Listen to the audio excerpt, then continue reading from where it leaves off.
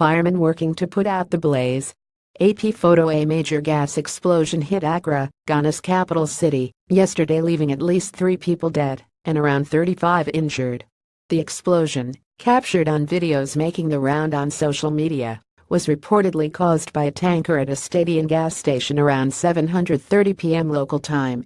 It was quickly followed by a secondary blast at another nearby station. The incident occurred in Legon, a major suburb in northwest Accra.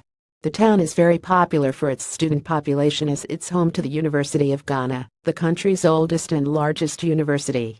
An explosion seen after a natural gas station exploded in Ghana's capital, Accra. Edrani Amafavia Reuters. The explosion has kicked off a debate about the location of gas stations in residential areas.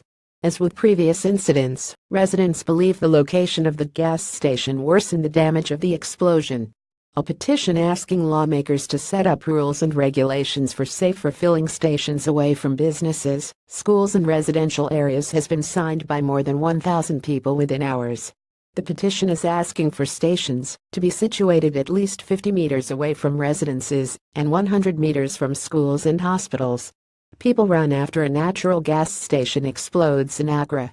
Jeffrey Daniel at Asavia Reuters. Much of the frustration for residents is down to how often these explosions seem to occur. In May, at least 6 people were killed in a tanker explosion at a factory in Takoradi, in Ghana's western region, and back in June 2015, around 150 were killed after an explosion at a gas station in Accra. While authorities will deal with the backlash and politics of regulation later on, in the meantime, they have responded quickly with over 200 law enforcement and fire service personnel deployed to the blast zone. Sign up for the Quartz Africa Weekly Brief, the most important and interesting news from across the continent, in your inbox.